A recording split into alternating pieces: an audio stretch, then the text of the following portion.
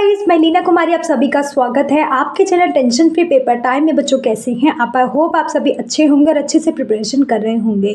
सो बच्चों, आज की क्लास डिमांडिंग क्लास है। बहुत सारे बच्चों के मैसेज कॉल्स आ रहे थे कि मैम सीबीएसई बोर्ड में हमें इंट्रोडक्शन टू टूरिज्म सब्जेक्ट में क्या पढ़कर जाए, कुछ समझ नहीं आ रहा। प्लीज़ बता दीजिए कौन कौन से क्वेश्चन इंपॉर्टेंट है। तो हम आज की क्लास उन्हीं बच्चों के लिए होने वाली है। सो वीडियो को स्टार्ट करने से पहले, वीडियो पे पहली बार है तो प्लीज़ लाइक शेयर सब्सक्राइब करें।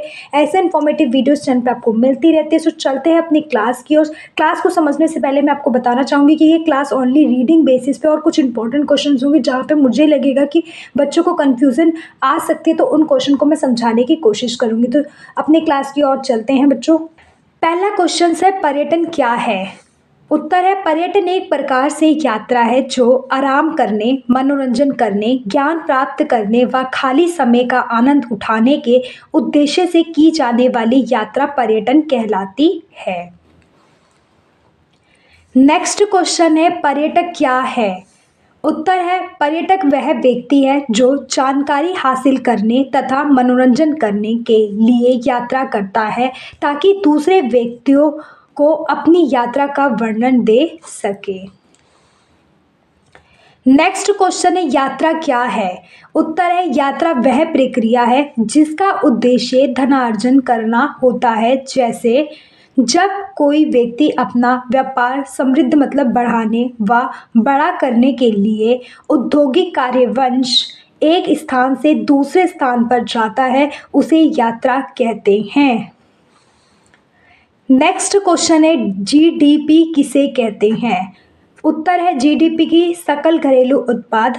यह वह प्रक्रिया है जिसमें किसी देश के एक वर्ष के अवधि में उत्पादित वस्तुओं एवं सेवाओं के कुल मौद्रिक मूल्य को सकल घरेलू उत्पाद जीडीपी कहते हैं।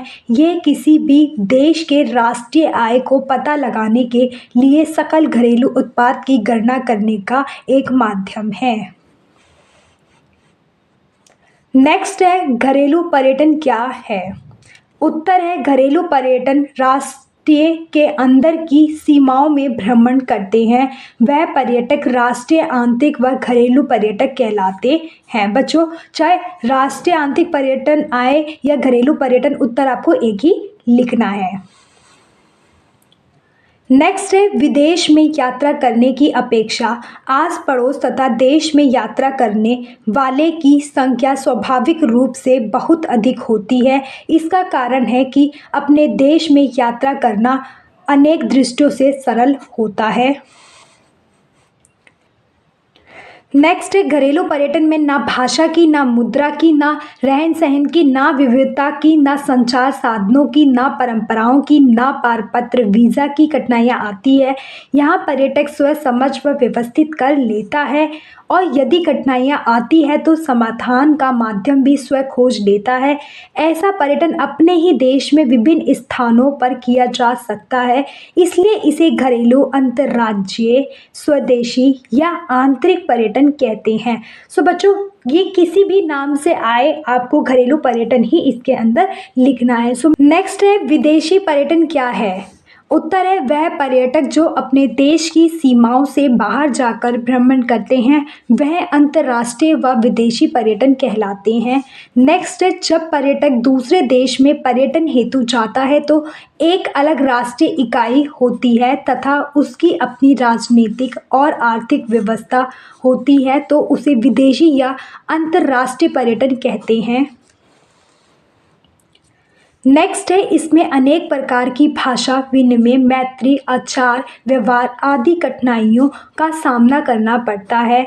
नेक्स्ट है, विदेशी पर्यटन में पारपत्र, पासपोर्ट, वीज़ा और प्रवेश प्राप्त करने की भी कठिनाइयाँ आती है। साथ ही विदेशी कठिनाइयों को दूर करने के लिए बहुत से विदेशों ने पारपत्र, पासपोर्ट का बंधन भी ढीला कर दिया है। सो बच्चों, मैंने जितने भी क्वेश्चंस के आंसर आपको ब्रीफली दिए हैं वो आपके 5 मार्क्स में भी आ सकते हैं, इसलिए मैंने उसके आंसर भी ब्रीफली लिखे कि आपको इधर उधर से टाइम ना लगे ढूंढने में या फिर रीडिंग करने में। ठीक है, नेक्स्ट क्वेश्चन है क्षेत्रीय तथा अंतर क्षेत्रीय पर्यटन क्या है। उत्तर है एक ही क्षेत्र के विभिन्न भागों में होता है वह पर्यटन क्षेत्रीय पर्यटन कहलाता है। नेक्स्ट है जो पर्यटन एक क्षेत्र से दूसरे क्षेत्र में होता है वह अंतर्राष्ट्रीय पर्यटन कहलाता है। नेक्स्ट क्वेश्चन है इनबाउंड टूरिज्म क्या है। उत्तर है जब लोग अपने मेज़बान मूल देश से बाहर दूसरे देश की यात्रा करते हैं तो वह इसे उस देश के लिए आने वाला पर्यटन कहलाता है जहां वह यात्रा कर रहा है। जैसे जब भारतीय मूल का कोई पर्यटक जापान की यात्रा करता है तो वह जापान के लिए इनबाउंड टूरिज्म कहलाता है। नेक्स्ट क्वेश्चन है आउटबाउंड टूरिज्म क्या है। उत्तर है जब पर्यटक किसी विदेशी क्षेत्र की यात्रा करता है तो यह उसके अपने देश के लिए आउटबाउंड पर्यटन है क्योंकि वह अपने देश से बाहर जा रहा है। उदाहरण जब भारत से एक पर्यटक जापान की यात्रा करता है तो वह भारत के लिए आउटबाउंड टूरिज्म है और जापान के लिए इनबाउंड टूरिज्म है। नेक्स्ट है ट्रैवल एजेंसी क्या है। उत्तर है ट्रैवल एजेंसी वह संस्था है जो एक देश को आकर्षण पहुंच सुविधाओं को ध्यान में रखकर एक पैकेज तैयार करती है और पर्यटकों के सामने प्रस्तुत करती है वह संस्था ट्रैवल एजेंसी कहलाती है। ट्रैवल एजेंसी दो प्रकार की होती है खुदरा ट्रैवल एजेंसी और थोक ट्रैवल एजेंसी। नेक्स्ट है ट्रैवल एजेंट किसे कहते हैं। उत्तर है ट्रैवल एजेंट एक प्रकार से ऐसा व्यक्ति होता है जो पर्यटन उत्पादों दर्शनीय स्थल यात्रा का साधन स्वास्थ्य जलवायु आवास एवं अन्य सेवाओं के बारे में संपूर्ण जानकारी रखता है या आप कह सकते हो कि उत्पाद प्रदान करने वाले की ओर से एक एजेंट के रूप में कार्य करता है और बदले में कमीशन प्राप्त करता है वह व्यक्ति ट्रैवल एजेंट कहलाता है। आप इन दोनों में से कोई सी भी डेफिनेशन लिख सकते हैं।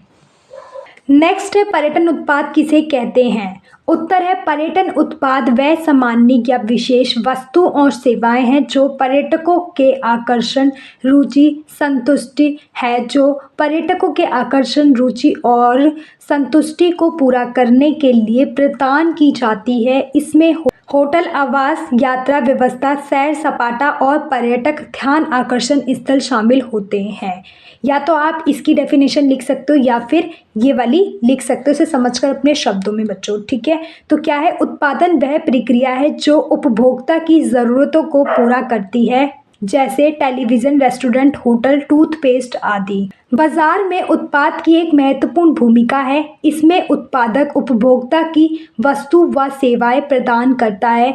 जब उत्पादक बनाने वाला व्यक्ति उत्पादक कौन है बनाने वाला व्यक्ति है किसी वस्तु को बनाता है तो कई वर्ता का ध्यान रखता है जैसे डिज़ाइन पैकेज आदि।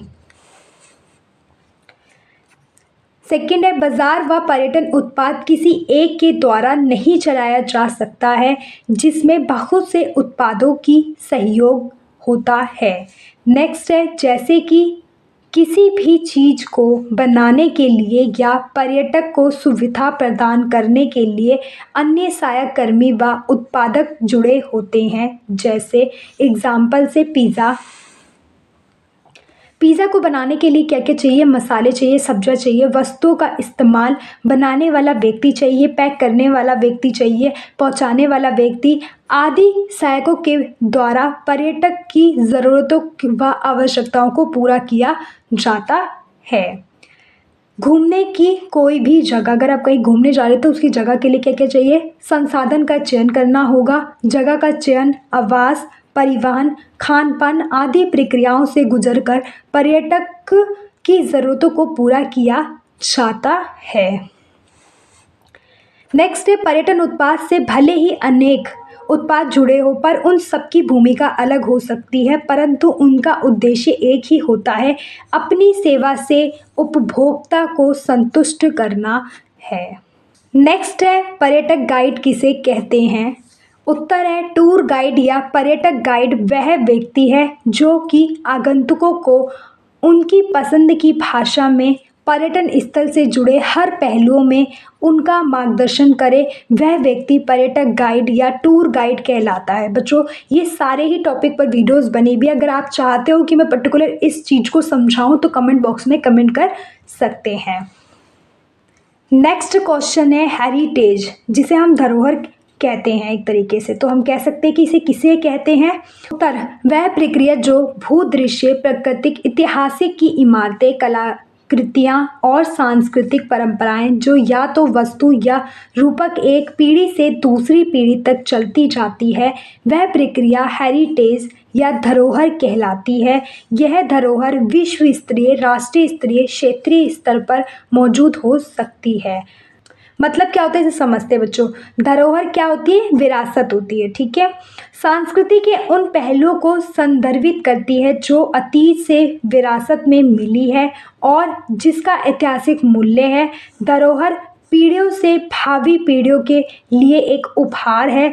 परिवार के लिए धरोहर एक पुराने और ऐतिहासिक घर के रूप में संपत्ति हो सकती है। संपत्ति जैसे कि खदानी फर्नीचर, गहने और परंपराएं, या फिर कोई विशेष अनुष्ठान या समारोह। देश की धरोहर की बात करते हुए हम इसके ऐतिहासिक, सांस्कृतिक और उपलब्धियों को उल्लेख कर रहे हैं। बच्चों, कहने का तात्पर्य यह है कि हेरिटेज क्या है? एक तरीके से धरोहर है, और धरोहर क्या है? वो एक तरीके से विरासत है जो हमें बड़े बुजुर्गों से प्राप्त होती है और उसकी वैल्यू होती है। वो एक तरीके से हमारी क्या कहलाती है? धरोहर या हेरिटेज कहलाती है। ठीक है बच्चों, जैसे कि हम समझ सकते हैं भारत की धरोहर में पूजा स्थल, जामा मस्जिद और ताजमहल जैसे स्मारक, मंदिर में कोणार्क मंदिर, अजंता एलोरा जैसे स्थल शामिल है।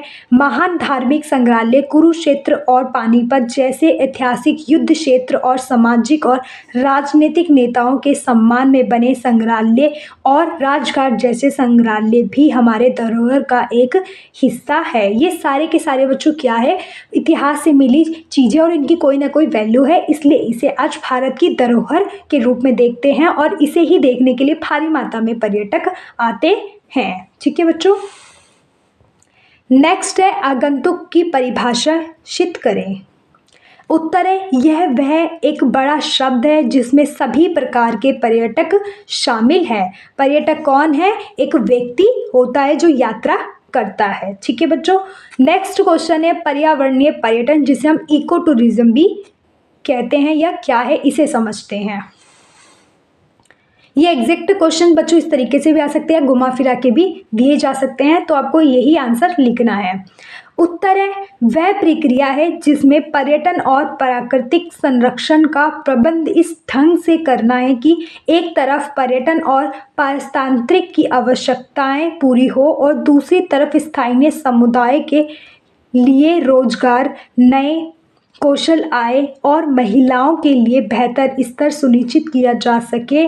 पर्यावरणीय पर्यटकों द्वारा उन सेवाओं और आवासों का उपयोग अधिक करें जिससे स्थानीय लोगों का लाभ हो, इसलिए इसे पर्यावरणीय पर्यटन व इको टूरिज्म कहा जाता है। जैसे समझते हैं जम्मू कश्मीर, हिमालय पर्वत के लिए प्राकृतिक सौंदर्य संसाधन, सांस्कृतिक के रूप में माता वैष्णो देवी व अमरनाथ की गुफाएं। बच्चों, कहने का एक तरीके से यह है कि पर्यावरण या प्रकृति से जुड़ी जितनी भी चीज़ें हम देखने के लिए जाते हैं, उससे प्रभावित होते हैं, वो सारे के सारे हमारे इको टूरिज्म के अंतर्गत आते हैं। जैसे कि हिमालय पर्वत हो गया, हमारा प्राकृतिक सौंदर्य संसाधन, झरना, ये पहाड़ हो गए, ये सारी चीज़ें देखना, वहाँ पर घूमने फिरने जाना, ये एक तरीके से हमारा क्या है? एक इको टूरिज्म भी है। इको टूरिज्म एक तरीके से ऐसा टूरिज्म जो हमारे पर्यावरण से तो जुड़ा है, साथ में हमें इकोनॉमिक्स रूप में भी हेल्प करता है। इकोनॉमिक्स रूप मतलब कि पैसों के रूप में हमें प्रदान करता है, क्योंकि इस जगहों पर मंदिर, पहाड़, पेड़ पौधे, आस्था से जुड़ी चीज़ें हैं जिसे देखने के लिए भारी मात्रा में लोग जाते हैं। जैसे जम्मू कश्मीर में सबसे फेमस चीज़ क्या है? माता वैष्णो देवी का मंदिर है, अमरनाथ की गुफाएं हो गई, प्राकृतिक चीज़ें हो गई। इसके वजह से इसे पर्यावरणीय पर्यटन या इको टूरिज्म भी कहते हैं। दूसरा अगर हम उदाहरण से समझे तो दक्षिण अफ्रीका, ये वन्य जीव जंतुओं व अन्य प्रजातियों के लिए समृद्ध है। पर्यटक इसे देखने के लिए यहाँ यात्रा करते हैं। दक्षिण अफ्रीका में डिस्कवरी चैनल व ज्योग्राफिक चैनल बनाए गए हैं जिसमें वन्य जीवों के बारे में बताया गया है। बच्चों, इको टूरिज्म एक तरीके से प्रकृति से जुड़े, जीव जंतुओं से जुड़े चीज़ें होती है जहाँ पर हम उन सब चीज़ों को देखने के लिए यात्रा करते हैं और ये एक तरीके से वहाँ के जो मूल निवासी लोग हैं उनको पैसे प्रदान करते हैं और हम वहाँ से इंफॉर्मेशन लेके आते हैं। इसलिए ये प्रक्रिया हमारी किसके अंतर्गत आती है? इको टूरिज्म के अंतर्गत आती है। नेक्स्ट क्वेश्चन है, ट्रैवल एजेंसी के कार्य क्या है? उत्तर है, ट्रैवल एजेंसी पर्यटकों को उनके गंतव्यों की जानकारी प्रदान करता है। दूसरा है, ट्रैवल एजेंसियां पर्यटकों द्वारा चुने आवास, एयरलाइन, टिकटिंग, परिवहन आदि चीज़ों के बारे में जानकारी प्रदान करता है व उनके अनुसार उन्हें प्राथमिक चीज़ें व सर्विस दिलाने में भी मदद करता है। नेक्स्ट क्वेश्चन है, ट्रैवल एजेंसी पर्यटकों की आय के अनुसार उन्हें ट्रैवल की चीज़ें या यात्रा में प्रयोग होने वाली सर्विस दिलाने में मदद करता है। नेक्स्ट है, यात्रा में टिकट एक महत्वपूर्ण कड़ी है जो रेलवे या एयरलाइन की होती है, चाहे वह राष्ट्रीय स्तर पर हो या अंतर्राष्ट्रीय स्तर पर। वह ट्रैवल एजेंसी पर्यटकों को प्रदान करती है जिससे पर्यटक अपनी यात्रा को सरल बना सके। नेक्स्ट है, ट्रैवल एजेंसी पर्यटकों की इच्छा के अनुसार किसी भी एक गंतव्य का पैकेज बनाकर पर्यटकों को प्रदान करता है जिसमें एयरपोर्ट जाने से आने तक का सफ़र तय होता है। होटल, बस, खान पान, पेपर वर्क आदि सभी चीज़ें ट्रैवल एजेंसी एक टूर पैकेज के रूप में पर्यटक को प्रदान करता है। नेक्स्ट है, ट्रैवल एजेंसी पर्यटकों को मुद्रा मतलब पैसों को बदलकर विदेश में यात्रा करना आसान करती है। ये प्रक्रिया पासपोर्ट एंड वीज़ा व करेंसी की भी प्रक्रिया कहलाती है जो ट्रैवल एजेंसी टूर पैकेज के रूप में पर्यटकों को सर्विस देती है। नेक्स्ट है, बैठकों, प्रोत्साहन, सम्मेलन और प्रदर्शनियों का ही संक्षिप्त नाम MICE है। यह वास्तव में बिजनेस टूरिज्म का एक रूप है जो घरेलू और अंतर्राष्ट्रीय पर्यटकों को किसी गंतव्य की ओर आकर्षित करता है। MICE पर्यटन की अवधारणा वैश्वीकरण और आर्थिक सुधारों का परिणाम है। बच्चों, शॉर्ट फॉर्म में या फुल फॉर्म में इसको पूछा जा सकता है। इसकी फुल फॉर्म क्या है? इसकी फुल फॉर्म क्या है? बैठकों, प्रोत्साहन, सम्मेलन और प्रदर्शनी इसकी फुल फॉर्म है। नेक्स्ट क्वेश्चन है, पासपोर्ट क्या है? इसकी प्रक्रिया को समझाएं। उत्तर है, पासपोर्ट एक यात्रा दस्तावेज है जो कि देश की सरकार द्वारा जारी किया जाता है। इससे यह पता चलता है कि आप किस देश के नागरिक हैं। इसकी मदद से आप दुनिया की किसी भी जगह में यात्रा कर सकते हैं। किसी दूसरे देश में जाने के लिए ये अति आवश्यक है कि यह किसी भी पर्यटक को अंतर्राष्ट्रीय स्तर पर यात्रा करने में सक्षम बनाता है। और एक पासपोर्ट में व्यक्ति का नाम, स्थान, तारीख, व्यक्ति की फ़ोटो तथा हस्ताक्षर होते हैं। और प्रकार पासपोर्ट अधिनियम 1967 के तहत देश की नागरिकता के प्रमाण के रूप में कार्य करता है और पर्यटकों की यात्रा व पसंदीदा पर्यटन स्थल की पूर्ण जानकारी पर्यटकों की इच्छा के रूप में पूरी करता है। नेक्स्ट क्वेश्चन है, भारत में पासपोर्ट की प्रक्रिया व प्रकार। उत्तर है, भारत में पासपोर्ट की प्रक्रिया की बात करें तो भारत में पासपोर्ट मुख्य 3 प्रकार के होते हैं जो भारतीय सरकार द्वारा इशू किए जाते हैं अनुच्छेद एक्ट 1967 के तहत। शॉर्ट फॉर्म में क्वेश्चन पूछा जा सकता है कि किस सन के अंदर आपका एक्ट अनुच्छेद भारतीय पासपोर्ट जारी किया गया था, तो वो था 1967 के अंदर। फर्स्ट पॉइंट है, types P ordinary passport. P donates करता है कि पर्सनल, पी का मतलब क्या होता है? पर्सनल। यह ऑर्डिनरी पासपोर्ट होते हैं जिन्हें कि आम लोगों को इशू किया जाता है। मुख्यतः जर्नल कार्य की ट्रैवलिंग करना, अपने हॉलिडे में या फिर बिजनेस के लिए इस्तेमाल किया जाता है। नेक्स्ट है type S officially passport. S donates करता है सर्विस को, यह ऑफिशियली गवर्नमेंट्स स्टेट काम के लिए अब्रॉड विदेशी ट्रैवल करने के लिए प्रयोग होते हैं। Type D diplomatic passport. D donate करता है डिप्लोमेट। यह डिप्लोमेटिक पासपोर्ट्स होते हैं जिन्हें ऐसे लोगों को इशू किया जाता है जो कि हमेशा ऑफिशियली गवर्नमेंट वर्क में विदेश की यात्रा करते हैं।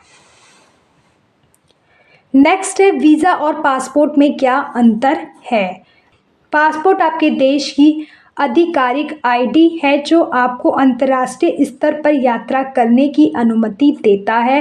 वीज़ा दूसरे देश के दूतावास का एक टिकट है जो आपको एक विशेष कारण और समय के लिए प्रवेश करने की अनुमति देता है। नेक्स्ट क्वेश्चन है विश्व पर्यटन संगठन क्या है। उत्तर है विश्व पर्यटन संगठन एक अंतर्राष्ट्रीय सरकारी संगठन है। विश्व पर्यटन संगठन के जन्मदाता IUOTO का गठन हैंग नीदरलैंड में 1925 ईस्वी में एक गैर सरकारी संगठन के रूप में हुआ था। विश्व के देशों का आर्थिक, सामाजिक, सांस्कृतिक संवर्धन पर्यटन के आधार पर हो, यह इस संगठन का मुख्य लक्ष्य था।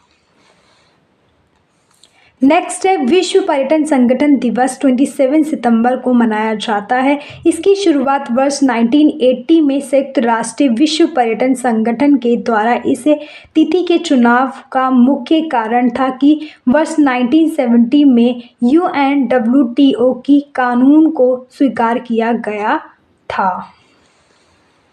नेक्स्ट है इस दिवस को मनाने का उद्देश्य यह भी था कि विश्व में पर्यटन को लेकर जागरूकता फैलाए जिससे आर्थिक, सामाजिक, सांस्कृतिक मूल्यों को बढ़ाया जाए व आपसी समझ में वृद्धि हो।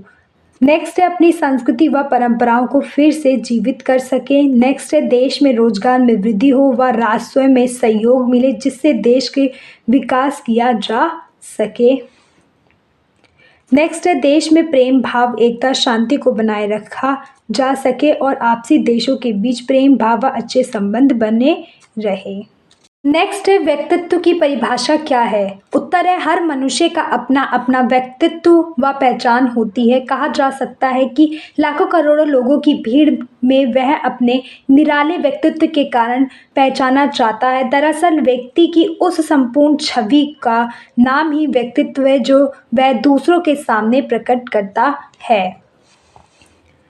जैसे हंसमुख व्यक्ति को हर कोई याद रखता है, रिश्तेदार, दोस्त, परिवार आदि, परंतु जो चुप या गुस्से वाला व्यक्ति होता है वह व्यक्ति को कोई याद व पसंद नहीं करता। जिससे हंसमुख व गुस्से दोनों व्यक्तियों का व्यक्तित्व अलग अलग होता है। सबसे अच्छा उदाहरण हमारा क्या है बच्चों, अब्दुल कलाम है। उनकी छवि, उनका व्यक्तित्व हम लोगों के मन में बसा हुआ है। वह अपने किसके रूप में हम लोगों के मन में बसे हुए हैं, उनके व्यक्तित्व, उनके व्यवहार के रूप में उनकी एक अलग ही छवि हम सभी लोगों के मन में बसी हुई है।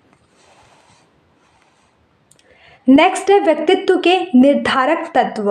वंशानुगत क्या होता है, जो हमें अपने मम्मी पापा से मिलता है। समय के अनुसार हमारे पूर्वजों से हमें कोई भी चीज़ मिलती है, जो चीज़ें पास से चलती आ रही है एक पीढ़ी से दूसरी पीढ़ी के अंतर्गत, चाहे वो कोई भी वस्तु हो, चाहे उनका व्यवहार हो, कोई रीति रिवाज हो, वो सारी क्या होती है, हमारे वंशानुगत होती है। नेक्स्ट है पारिवारिक पृष्ठभूमि, मतलब कि परिवार जितने भी हैं हमारे सदस्य होते हैं उनकी क्या भूमिका रहती है, उनका क्या तत्व होता है, विकास, उनकी अपनी अपनी एक पर्सनैलिटी होती है, उनके बोलने का एक तरीका होता है, वो सारे क्या आ जाते हैं, हमारे पारिवारिक पृष्ठभूमि के अंतर्गत आ जाते हैं। संस्कृति, हम सभी की संस्कृति अलग होती है क्योंकि भारत एक बहुविविधता वाला देश है, उसमें अलग अलग भाषा, अलग अलग त्यौहार मनाए जाते हैं। तो हम कह सकते हैं कि व्यक्तित्व के अंदर हमारा कहीं ना कहीं हमारी संस्कृति भी एक महत्वपूर्ण रोल अदा करती है। नेक्स्ट है लोगों से बातचीत करने का तरीका। हम सभी लोगों का बातचीत करने का तरीका अलग होता है। नेक्स्ट है हम सबके विचार भी अलग होते हैं, अपने अपने थॉट्स अलग अलग चीज़ों पर अलग अलग तरीके से हम लोग प्रकट करते हैं। ये सबके डिफरेंस होते हैं। ये कुछ व्यक्तित्व के निर्धारक तत्व है। इसके ऊपर भी आपसे पर्टिकुलर क्वेश्चंस पूछा जा सकता है या इसी के अंदर मिलाकर आपसे वो क्वेश्चंस पूछा जा सकता है या एमसीक्यू क्वेश्चंस में भी दिया जा सकता है बच्चों।